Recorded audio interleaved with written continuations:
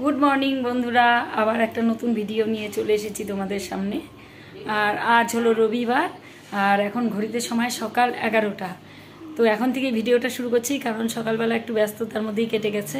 কারণ তোমাদের তো বলেছি একটু কয়েকজন অতিথি আসার কথা আছে বাড়িতে, এজন্য সকাল থেকে রান্না বান্নার একটু ঝামেলা, মানে কাটাকাটি এগুলো চলছিল, তো ওই জন্য আর সকাল থেকে ভিডিও করতে পারিনি। তো এখন একটু হাতটা খালি করে যে তোমাদের সঙ্গে একটু কথা বলছি, সঙ্গে থাকবে, ভিডিওটা দেখতে থাকবে। আশা করছি আজকের ভিডিওটা তোমাদের খুব ভালো লাগবে। আর সকালের খাওয়া দাওয়া চলছে, তো তোমাদের দাদা খেয়ে বেরিয়ে গেছে অনেকক্ষণ আগে। ও তো আজকে হাফবেলা পর্যন্ত কাজ, এর জন্য চলে গেছে। আর কি কি রান্না করব অবশ্যই তোমাদের সঙ্গে শেয়ার করব। আর এই যে দেখাচ্ছি সকালের খাওয়া হচ্ছে এখন হচ্ছে সকালের খাওয়া দাওয়া। ডালিয়া রান্না করেছি, তো ডালিয়ার খিচুড়ি করেছি, এই যে সবার জন্য বেড়ে নিয়েছি, খাওয়া দাওয়া চলছে। এখানে মাংস আছে, মাংসগুলো বাছা হয়নি এখনো। আর এখানে যে বাটা মাছ ভাজা করে রাখছি, এই যে এখানে ভাজা করছি, বাটা মাছের ঝোল করব। আর এখানে আর মাছ সর্ষে পোস্ত দিয়ে, তো আর মাছের ঝোল প্রায় হয়েই যাচ্ছে। আর যে মাংসের জন্য আলু কাটা আছে, টমেটো কাটা আছে, এটা মাছের আলু। আর এখানে যে মাংসের মশলাও রেডি করা হয়ে গেছে। হাঁড়িতে আছে মুসুর ডাল, এটা ভেতরের জন্য, এই যে দূরের থেকে দেখাচ্ছি যে মুসুর ডাল, উপরটা এরকম লাল আছে, এটা ঘাটা দিলেই দেখবে হলুদ কালার। এটা মুসুর ডাল আছে। আর এখানে আছে যে আমের পাতলা টক, এটা এখানে রেখেছি, জায়গা নেই ভেতরে রাখার, পরে দেখাতে পারি কি না পারি, তখন একটু ব্যস্ত থাকবো, এই জন্য আগেই বলে দিচ্ছি কি কি রান্না হচ্ছে। ডাল, ডালের সঙ্গে চিপস ভাজা, আর বাটা মাছ ভাজা, বাটা মাছের ঝোল, আর মাছ সর্ষে পোস্ত দিয়ে, মাংস, আর পাতলা করে আমের টক। এই হলো আজকে রান্না বান্না। তো সঙ্গে থাকো, ভিডিওটা দেখতে থাকো, যতটুকু পারবো অল্প অল্প করে তোমাদের সঙ্গে শেয়ার করার চেষ্টা করব। আর পাশের ঘরে টিভি চলছে, বাবা টিভিতে খবর দেখছে, মা মোবাইল দেখছে। তো এই হলো আজকের খবর। আর ছেলের তো বললাম ইনভাইট আছে, বার্থডে, আমার জায়ের দিদির মেয়ের বার্থডে আছে, সেখানে যাবে, এই জন্যই থাকবে না বাড়িতে। তো আস্তে আস্তে বিকেলবেলা চলে আসবে, ওরা সবাই যাবে। তো ঠিক আছে, আর বকবক করছি না, কারণ এখনও রান্না বাকি আছে। তো সঙ্গে থাকো, ভিডিওটা দেখতে থাকো বন্ধুরা। রান্না বান্না হয়ে গেছে সবই, শুধু মাংসটা হচ্ছে। আর সব রান্না কমপ্লিট, ওরা এখনও আসেনি, এখন বাজে 1:42। তো সকাল থেকে ফোন করার সময় পাইনি, দেখি এখন ফোন করব যে কত দূরে আছে। আর রান্না টান্না করে তারপরে স্নান করে আসবো। এই যে এখানে পাঁপড় ভাজাও হয়ে গেছে, এখানে এই যে বাটা মাছের ঝোল, আর এখানে এই যে মাছটা ভাজা হয়েছে, আর একটু ভাজতে হবে, এটা হালকা করে ভেজে রেখেছি। আর এখানে এই যে আর মাছ করেছি সর্ষে পোস্ত দিয়ে। আর এখানে আছে মাংস, এখানে মাংস হচ্ছে। আর এই যে ভাতও হয়ে গেছে।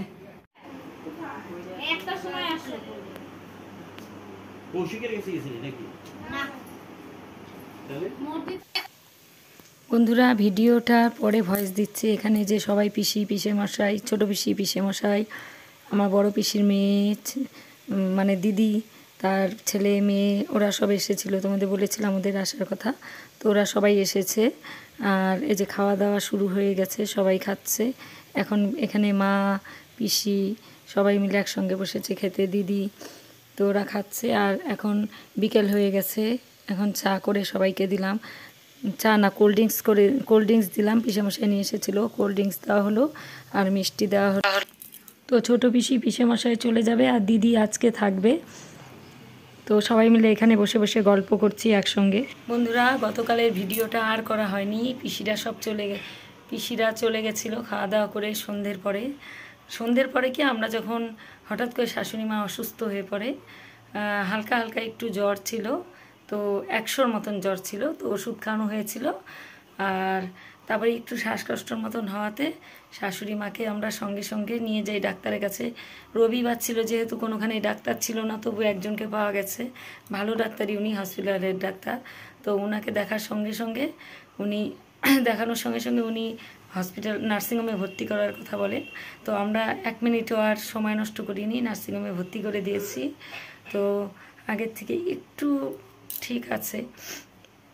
আর ভিডিওটা কন্টিনিউ করতে পারিনি, কারণ এই অবস্থায় ভিডিও করা সম্ভব ছিল না, কারণ এই দৌড়াদৌড়ি করতে হয়েছে, মাকে নিয়ে এত রাতে ডাক্তারের কাছে নেওয়া, নার্সিংহোমে ভর্তি করা, নার্সিংহোম থেকে অনেক রাতে বাড়ি এসেছি।